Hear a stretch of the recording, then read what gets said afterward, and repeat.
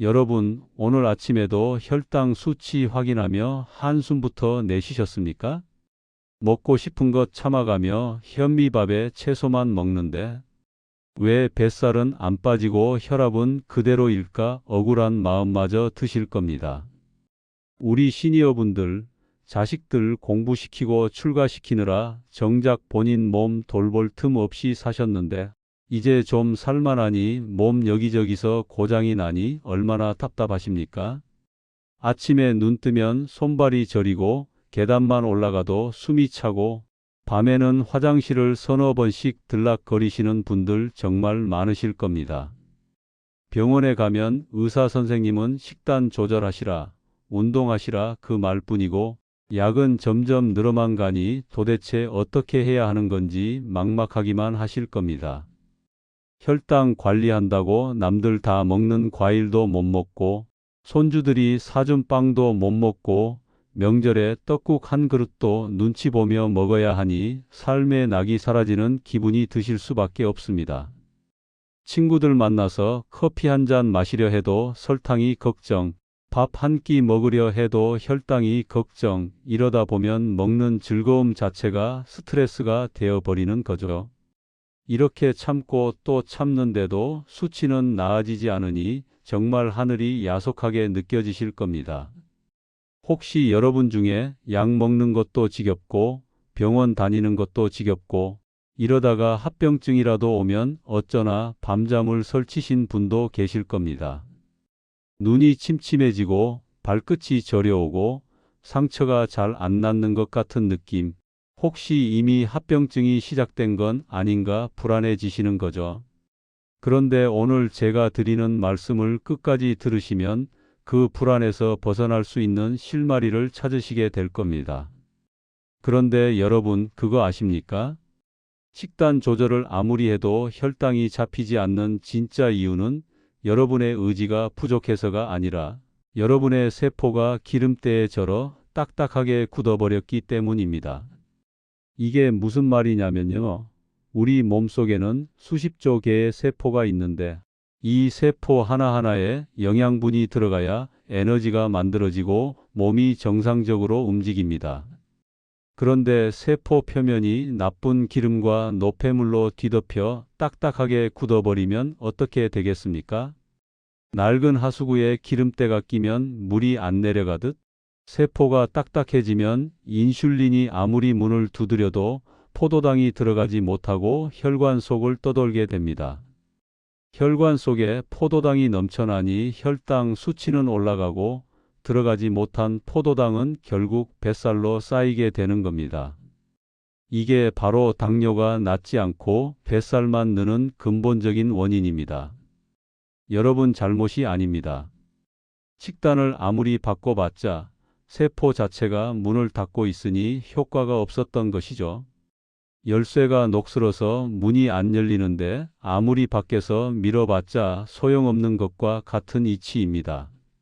문을 열려면 먼저 녹슨 열쇠를 깨끗이 닦아야 하듯 세포를 다시 부드럽게 만들어줘야 인슐린이 제대로 작동할 수 있는 겁니다.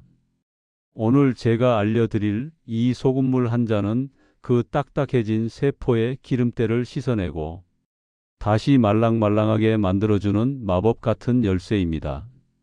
단 일주일만 실천해 보세요. 지긋지긋한 뱃살이 눈에 띄게 줄어들고 아침마다 무거웠던 몸이 깃털처럼 가벼워지는 기적을 경험하시게 될 겁니다. 병원비 수억 원 아끼고 자식들에게 당당해지는 비법 지금부터 하나하나 상세하게 알려드리겠습니다. 끝까지 놓치지 마시고 집중해 주세요.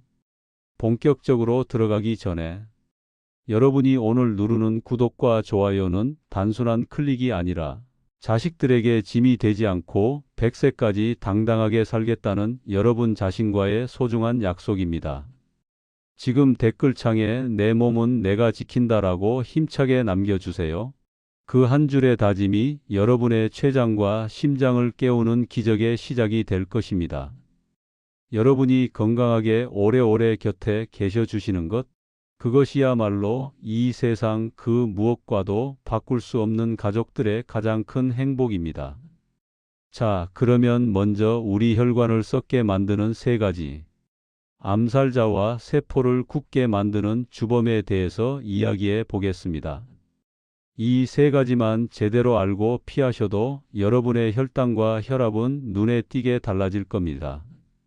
첫 번째 암살자는 췌장을 말려 죽이는 액상과당과 정제 탄수화물입니다. 여러분, 식습관을 바꿔도 혈당이 잡히지 않아 답답하셨죠? 그 이유는 바로 우리가 무심코 마시는 믹스커피나 달콤한 주스 속 액상과당 때문입니다. 이건 단순한 설탕이 아니라 혈관에 바로 꽂히는 독약과 같습니다. 일반 설탕은 그래도 소화 과정을 거치면서 천천히 흡수되는데 액상과당은 간에서 곧바로 처리되면서 지방으로 바뀌어 뱃살에 쌓이고 동시에 췌장에 엄청난 부담을 줍니다. 여러분이 매일 아침 습관처럼 타 드시는 믹스커피 한 잔에도 이 액상과당이 가득 들어 있다는 사실 아셨습니까? 췌장이 인슐린을 짜내다 못해 지쳐버리면 혈당은 통제 불능 상태가 되고 결국 여러분의 혈관은 설탕물에 절여진 고기처럼 딱딱하게 변하기 시작합니다. 흰 쌀밥, 흰 빵, 떡, 과자 같은 정제 탄수화물도 마찬가지입니다. 이런 음식들은 먹자마자 혈당을 급격하게 올려서 췌장을 혹사시킵니다. 하루 3끼 흰 쌀밥에 반찬으로 식사하시는 분들, 밥 양을 줄이고 잡곡이나 현미를 섞어 드시는 것만으로도 혈당 변동이 훨씬 줄어들 수 있습니다. 두 번째 암살자는 세포를 딱딱하게 굳히는 산패된 기름과 튀김입니다. 왜 우리 세포는 자꾸 딱딱해지는 걸까요? 바로 오래된 기름으로 튀긴 음식과 트랜스지방 때문입니다. 세포막이 유연해야 영양소도 들어가고 노폐물도 빠지는데 나쁜 기름이 세포를 코팅해버리면 세포는 숨을 쉬지 못하고 굳어버립니다. 여러분, 후라이팬에 기름을 두르고 요리한 뒤에 설거지를 안 하면 어떻게 됩니까? 기름이 딱딱하게 굳어서 쉽게 안 닦이잖아요. 수세미로 아무리 박박 문질러도 잘 안 떨어지잖아요. 우리 세포에도 똑같은 일이 벌어지는 겁니다. 세포가 딱딱해지면 인슐린이 아무리 문을 두드려도 열리지 않습니다. 이것이 바로 당뇨가 개선되지 않는 근본적인 이유입니다. 치킨, 돈가스, 튀김, 냉동식품, 과자 속에 들어있는 트랜스 지방이 바로 이 세포를 굳히는 주범이니 각별히 주의하셔야 합니다. 특히 길거리 분식집이나 재래시장에서 파는 튀김은 기름을 여러 번 재사용하기 때문에 산패된 기름이 가득합니다. 이런 음식은 맛은 좋지만 여러분의 세포를 서서히 굳히고 있다는 사실을 꼭 기억하세요. 집에서 요리하실 때도 기름은 한 번 쓰고 버리시는 것이 좋고 가능하면 튀기는 조리법 대신 삶거나 찌는 조리법으로 바꾸시는 것을 권해드립니다. 올리브유나 들기름, 아마씨유 같은 좋은 기름을 적당량 사용하시면 오히려 세포막을 부드럽게 유지하는 데 도움이 됩니다. 세 번째 암살자는 혈관을 쥐어짜는 잘못된 염분 섭취입니다. 무조건 싱겁게 먹는 게 답일까요? 아닙니다. 여기서 올바른 소금 선택이 운명을 가릅니다. 정제된 맛소금이나 가공식품 속 숨겨진 나트륨은 혈압을 올리는 주범이지만 미네랄이 살아있는 질 좋은 소금은 오히려 우리 몸의 전해질을 조절합니다. 같은 소금이라도 어떤 소금을 먹느냐에 따라 약이 되기도 하고 독이 되기도 하는 겁니다. 마트에서 파는 가공식품 뒤쪽 성분표를 한번 보세요. 나트륨 함량이 어마어마합니다. 라면 한 봉지, 햄 한 줄, 소시지 몇 개만 먹어도 하루 나트륨 권장량을 훌쩍 넘기게 됩니다. 이렇게 가공식품을 통해 들어오는 나쁜 나트륨이 혈관을 조이고 혈압을 올리는 것이지 천연 소금 자체가 나쁜 것은 아닙니다. 이 차이를 아는 것이 정말 중요합니다. 잘못된 소금 선택으로 혈관을 수축시키지 마세요. 소금물 섭취도 방법과 주의사항을 알고 마셔야 혈당이 안정되고 당뇨가 개선됩니다. 자, 이제 여러분이 이 나쁜 음식들을 끊고 올바른 식단으로 세포를 다시 말랑말랑하게 되돌린다면 몸에 어떤 놀라운 변화가 일어나는지 알려드리겠습니다. 첫째, 지독하게 안 빠지던 뱃살이 감소하고 아침마다 무거웠던 만성 피로가 싹 해소됩니다. 세포가 다시 문을 열면 포도당이 제대로 에너지로 전환되기 때문에 살이 빠지고 힘이 솟는 겁니다. 아침에 일어났을 때 개운한 느낌이 얼마나 오랜만인지 직접 경험해 보실 수 있습니다. 둘째, 날뛰던 혈당이 안정되고 투약량을 줄일 수 있을 만큼 당뇨가 개선됩니다. 실제로 이 방법을 실천하신 많은 분들이 담당 의사로부터 약을 줄여도 된다는 이야기를 들으셨습니다. 셋째, 푸석했던 피부가 맑아지고 아침마다 퉁퉁 붓던 얼굴 붓기가 제거됩니다. 세포가 정상적으로 수분을 조절하게 되면 불필요하게 쌓여있던 물기가 빠지면서 얼굴이 가벼워지는 겁니다. 거울을 보시면 확연히 달라진 얼굴을 확인하실 수 있을 겁니다. 넷째, 몸속 만성 염증이 감소하며 외부 바이러스에 대항하는 면역력이 강력해집니다. 요즘같이 각종 바이러스가 기승을 부리는 시대에 면역력은 그 무엇보다 중요합니다. 환절기만 되면 감기를 달고 사셨던 분들이 올해는 거뜬하게 넘기시는 경험을 하시게 될 겁니다. 다섯째, 지긋지긋한 변비가 해결되고 장운동이 활성화되어 속이 편안해집니다. 장이 편안해야 온몸이 편안해지는 법이니까요. 매일 아침 규칙적으로 화장실에 가시는 상쾌한 기분을 되찾으실 수 있습니다. 장 건강이 좋아지면 영양 흡수도 좋아지고 피부도 맑아지고 기분까지 좋아지니 정말 일석삼조의 효과가 있는 겁니다. 여러분, 지금까지 짜게 먹으면 죽는다는 말만 듣고 무조건 소금을 멀리 하셨죠. 하지만 역설적이게도 우리 몸의 세포가 딱딱해지고 혈당이 잡히지 않는 이유 중 하나가 바로 질 좋은 염분과 수분의 부족 때문입니다. 낡은 기계에 기름칠이 필요하듯 우리 세포도 부드러워지려면 적절한 농도의 염분이 반드시 필요합니다. 그러면 지금부터 올바른 소금물 섭취법을 하나하나 자세히 알려드리겠습니다. 먼저 어떤 소금을 선택해야 할지 말씀드리겠습니다. 가장 중요한 것은 소금의 질입니다. 미네랄이 싹 빠진 정제염이나 맛소금은 오히려 독이 됩니다. 이런 소금에는 나트륨만 잔뜩 들어있고 우리 몸에 꼭 필요한 칼륨, 마그네슘, 칼슘 같은 미네랄은 전부 제거되어 있습니다. 대신 미네랄이 풍부한 천일염이나 죽염 같은 천연 소금을 선택하세요. 이 미네랄들이 세포의 문을 열어 영양소를 넣어주고 노폐물을 끌어내어 딱딱해진 세포를 말랑말랑하게 되돌리는 열쇠 역할을 합니다.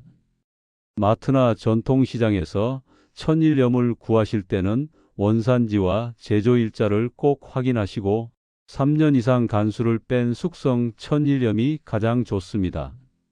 간수가 충분히 빠지지 않은 천일염은 쓴맛이 나고 위장에 자극을 줄 수 있으니 구입하실 때 판매자에게 간수를 얼마나 뺐는지 꼭 물어보시기 바랍니다.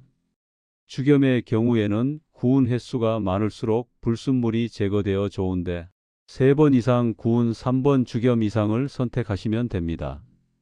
다음은 소금물의 황금 비율과 온도입니다. 적정 농도는 너무 짜도 안 되고 너무 싱거워도 효과가 없습니다. 물 500ml에 소금 1g에서 2g, 찻숟가락으로 살짝 한 스푼 정도를 타서 0.9%의 체액 농도와 비슷하게 맞추는 것이 핵심입니다. 0.9%가 뭐냐면 우리 몸속 혈액이나 눈물, 땀의 농도와 거의 같은 수준입니다. 이 농도로 맞춰야 우리 몸이 이물질로 인식하지 않고 자연스럽게 흡수할 수 있습니다. 병원에서 맞는 링거액의 농도도 바로 이 0.9%라는 것 아시면 이해가 쉬우실 겁니다. 링거액이 혈관에 들어가도 우리 몸이 거부 반응 없이 받아들이는 이유가 바로 체액과 같은 농도이기 때문입니다. 소금물도 이 원리를 그대로 활용하는 것이라고 보시면 됩니다. 마시는 양도 중요합니다. 한 번에 벌컥벌컥 마시는 게 아니라 하루 동안 조금씩 나누어 마시는 것이 신장에 무리를 주지 않습니다. 한꺼번에 많이 마시면 오히려 신장에 부담이 가서 역효과가 날 수 있으니 반드시 천천히 나눠서 드시기 바랍니다. 물의 온도도 신경 써야 합니다. 우리 몸의 온도와 비슷한 미지근한 상태로 마셔야 세포 흡수율이 가장 높습니다. 너무 뜨거우면 식도에 자극이 가고 차가운 소금물은 오히려 혈관을 수축시키니 주의하세요. 손으로 만져봤을 때 따뜻하다 싶은 정도, 대략 체온과 비슷한 36도에서 40도 사이가 딱 적당합니다. 다만 절대 마시면 안 되는 분들이 계십니다. 이 방법이 모두에게 약은 아닙니다.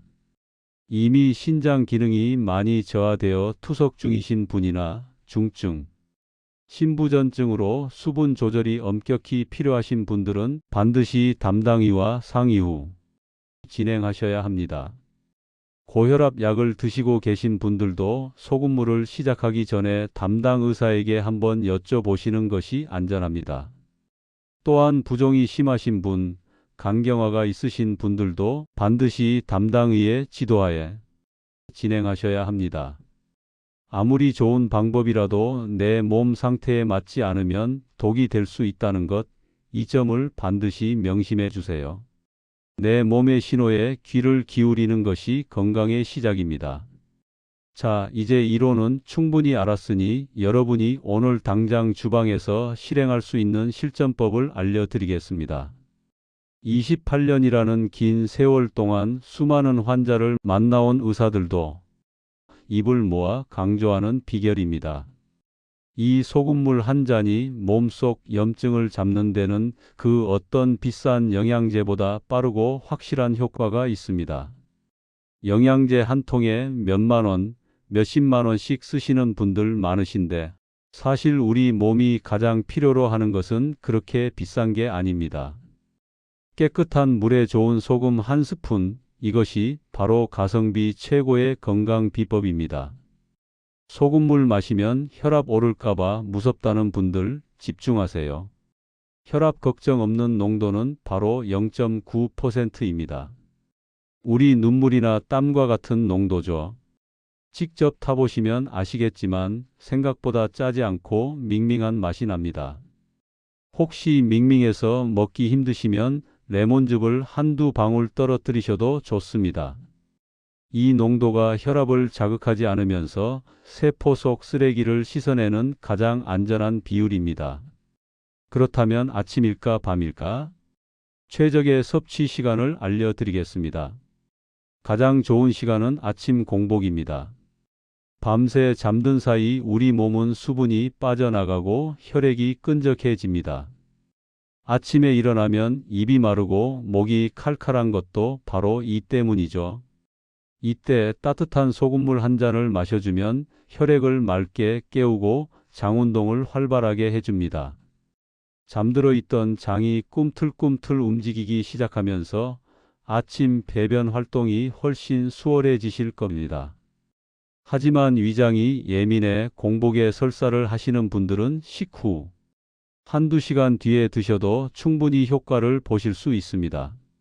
중요한 것은 하루도 빠짐없이 매일 꾸준히 실천하는 것입니다. 3일 하고 쉬고 일주일 하고 쉬고 하면 효과를 보기 어렵습니다. 최소 한 달은 꾸준히 드셔보시고 몸의 변화를 관찰해 보세요. 한 달 뒤에 혈당 수치를 재보시면 분명히 달라져 있을 겁니다. 이제 여러분이 가장 궁금해하시는 소금물 질문과 답변 시간입니다. 시청자분들이 남겨주신 소중한 질문들에 대해 전문의로서 명쾌하게 답해 드리겠습니다. 첫 번째 질문입니다. 공복에 마시면 설사를 하는데 식후에 먹어도 되나요? 답변 드리겠습니다. 네, 당연합니다. 장이 예민한 분들은 공복 소금물이 자극이 될 수 있습니다.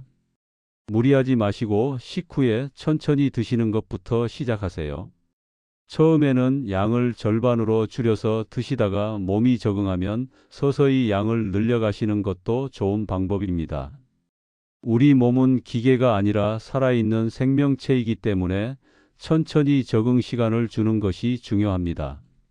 조급해하지 마시고 내 몸의 페이스에 맞춰서 진행하시면 됩니다. 두 번째 질문입니다. 소금물을 20일 먹었더니 이완기 혈압이 높아졌어요. 계속 먹어도 될까요? 답변 드리겠습니다. 몸속에 염분이 들어가면서 일시적으로 수분을 보유하느라 혈압이 변할 수 있습니다. 하지만 수치가 계속 높다면 소금의 양을 줄이거나 섭취를 중단하고 전문가와 상의해야 합니다. 모든 건강법은 내 몸에 맞추는 것이 정답입니다. 남들이 좋다고 해서 무조건 따라하는 것이 아니라 내 몸이 보내는 신호를 잘 살펴가며 조절하시는 것이 가장 중요합니다. 혈압 수첩을 마련하셔서 매일 같은 시간에 혈압을 재고 기록해 두시면 변화 추이를 한눈에 파악하실 수 있습니다. 이 기록을 병원에 가져가시면 의사 선생님도 훨씬 정확한 진단을 내려주실 수 있습니다. 세 번째 질문입니다. 일반 식사를 하는 사람은 소금물 요법에서 논외일까요? 답변 드리겠습니다. 평소 국물 요리나 가공식품을 즐겨 드시는 분들은 이미 염분 섭취가 충분할 수 있습니다. 찌개, 라면, 젓갈, 장아찌 같은 음식을 자주 드시는 분들이 여기에 해당됩니다. 이런 분들은 소금물을 따로 마시기보다 정제염을 천연 소금으로 바꾸는 것부터 시작하시는 게 훨씬 현명합니다. 집에서 요리할 때 쓰는 소금부터 천일염이나 죽염으로 바꿔보세요. 그것만으로도 몸이 달라지기 시작할 겁니다. 요리할 때 간을 맞추는 소금의 종류만 바꿔도 같은 양의 나트륨을 섭취하면서 미네랄은 더 챙길 수 있으니 일석이조입니다. 마지막으로 오늘 배운 내용을 딱 3가지로 요약해 드립니다. 첫째, 설탕과 나쁜 기름을 끊어 세포가 딱딱해지는 것을 막으세요. 액상과당이 들어간 음료, 오래된 기름으로 튀긴 음식, 트랜스지방이 가득한 가공식품을 오늘부터 당장 멀리하시기 바랍니다. 둘째, 미네랄이 풍부한 좋은 천연소금을 선택해 세포의 문을 여세요. 정제염과 맛소금을 버리고 천일염이나 죽염으로 교체하시기 바랍니다. 셋째, 미지근한 소금물로 혈관과 세포에 쌓인 쓰레기를 씻어내세요. 물 500ml에 천연소금 찻숟가락 1스푼, 아침 공복에 미지근하게 마시는 것부터 시작하시면 됩니다. 이렇게만 실천하셔도 여러분이 고생하던 뱃살과 피로가 사라지고 혈당이 안정되며 얼굴에 붓기가 빠지고 변비까지 해결되는 놀라운 기적을 경험하시게 될 것입니다. 여러분, 세포가 부드러워지면 인생이 바뀝니다. 어렵지 않습니다. 거창한 운동 프로그램이나 비싼 건강식품이 필요한 게 아닙니다. 오늘 저녁에 마트에서 천일염 하나 사오시는 것, 그것이 바로 100세 건강의 시작입니다. 여러분의 건강한 100세 인생을 진심으로 응원합니다. 오늘 이 영상이 도움이 되셨다면 주변의 소중한 분들에게도 꼭 공유해 주세요. 여러분의 가족과 친구들도 함께 건강해지는 것, 그것이 진정한 행복 아니겠습니까? 다음 영상에서는 더 유익한 건강 정보로 찾아뵙겠습니다. 오늘 영상 끝까지 시청해 주셔서 진심으로 감사합니다.